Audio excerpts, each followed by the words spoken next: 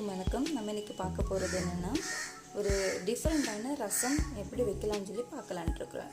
ரசம் செய்வதற்கு தேவையான பொருட்கள் என்னென்னு பார்த்துடலாமாங்க. தேவையான பொருட்கள்: நல்ல மிளகு, ஜீரகம், வெந்தயம், வற்றல் மிளகு, மல்லி கொஞ்சம் எடுத்து வச்சுருக்கிறேன். புளி ஒரு அரை நெல்லிக்காய் அளவு எடுத்து தண்ணியில் போட்டு வச்சுருக்கிறேன். அப்புறம் பார்த்தீங்கன்னா மஞ்சத்தூள், உப்பு தேவையான அளவு, ஒரு தக்காளி எடுத்து வச்சுருக்கிறேன், கொஞ்சம் பச்சை மிளகு, பூண்டு, சின்ன வெங்காயம், தாளிப்பதற்கு தேவையான கருவேப்பிலை இலைகள், இது காயப்பொடி கொஞ்சம் எடுத்து வச்சுருக்கிறேன். இது என்ன சொல்லுவாங்கன்னா ரசம் இலை. இது கொத்தமல்லி இலை இல்லாதவங்க இந்த இலை இருந்துச்சுன்னா போட்டுக்கலாம். நல்ல டேஸ்ட்டாக நல்ல மணமாக இருக்குங்க. இந்த இலையை போட்டுக்கலாம், நம்ம யூஸ் பண்ணிக்கலாம். இனி என்ன பண்ணலாம்னு சொல்லி பார்க்கலாம் வாங்க வீடியோக்குள்ளே போகலாம். செய்வதற்கு தேவையான பொருட்கள் என்னென்னு பார்த்துட்டோம். நம்ம இனி இதில் கொஞ்சம் தேவையான அளவுக்கு எண்ணெய் ஊற்றிக்கலாம். எண்ணெய் ஊற்றிட்டு அரைக்கிறதுக்கு வேண்டியதான எல்லாம் நம்ம லைட்டாக எண்ணெயில் போட்டு எடுத்துக்கலாம்.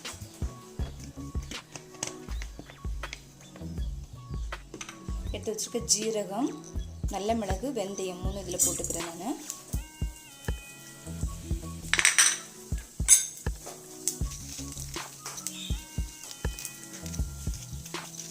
அப்புறமா காய்ந்த மிளகாய், தனியா போட்டுக்கிறேன், முழு தனியா போட்டுக்கிறேன்.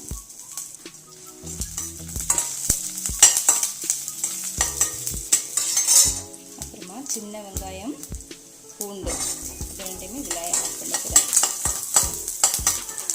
அப்புறம் ரசத்துக்கு தேவையான ஒரு இலையை இது கூட பிச்சு போட்டுக்கிறேங்க. இதில் லைட்டாக ஒன்று வதங்கிட்டு கொஞ்சமாக இதிலையே நம்ம ஆட் பண்ணிக்கிட்டால் நல்லாயிருக்கும். அப்புறமா ஒரு பச்சை மிளகு இதில் ஆட் பண்ணிக்கிறேன்.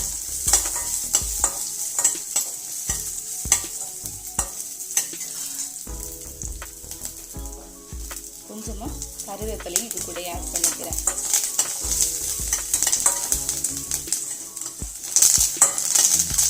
போதும், லைட்டாக ஒன்று எண்ணெயில் வதக்குனா போதுங்க. இனி இது இவ்வளவும் மிக்சியில் அரைச்சி எடுத்துக்கலாம்.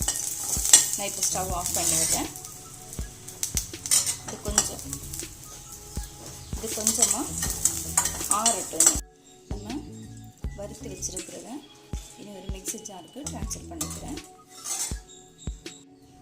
நான் மிக்சி ஜாரில் லைட்டாக 1-2 தண்ணி விடாமல் அரைச்சி எடுத்துருக்கிறேன் எல்லாத்தையும். பேன் அடுப்பில் வச்சு லைட்டாக கொஞ்சம் எண்ணெய் சேர்த்து கடுகு போட்டிருக்கிறேன். கடுகு கொஞ்சம் பொரிஞ்சு வரட்டும்.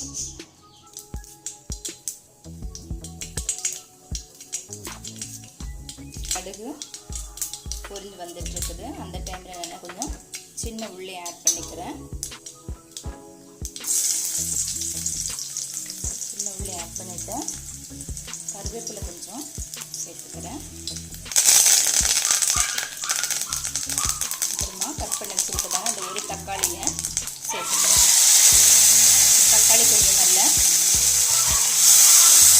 வேகிற வரைக்கும் நல்லா உடைஞ்சி வர வரைக்கும் வெயிட் பண்ணுவேன். தக்காளி நல்லா வெந்துடுச்சு. அது கூட கொஞ்சமாக மஞ்சள் பொடி ஆட் பண்ணிக்கிறேன்.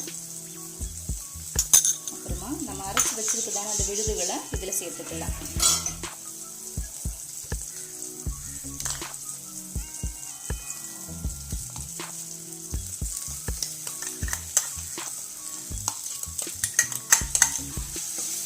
வச்சுருக்குது இதில் சேர்த்து கொஞ்சம் தண்ணி மிக்ஸ் பண்ணி இதில் லைட்டாக கொஞ்சம் சூடாகிற அளவுக்கு வச்சுக்கலாம். இப்போது தண்ணி லைட்டாக மிக்ஸ் பண்ணி விட்டுருக்குறேன்.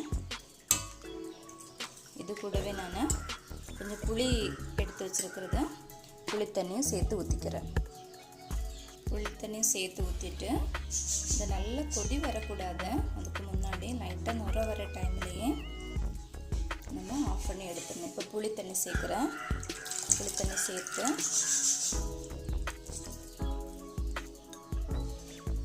கொஞ்சம் லைட்டாக சூடாகிற வரைக்கும் இது மூடி வச்சிடுறேன். மூடி வச்சு லைட்டாக கொதி வர்றதுக்கு முன்னாடி அந்த நுர வந்ததும் நம்ம ஆஃப் பண்ணி எடுத்துக்கலாம்.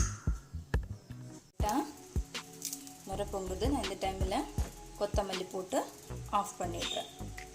ஆஃப் பண்ணி அதுக்கப்புறமா உப்பு போட்டுக்கலாம். ஒரு ஸ்பூன் உப்பு போட்டுக்கிறேன். உப்பு போட்டு மிக்ஸ் பண்ணி விட்டுட்டு இனி ஒரு பிளேட்டில் சர்வ் பண்ணுறேன். சுவையான டேஸ்டான ரசம் ரெடி.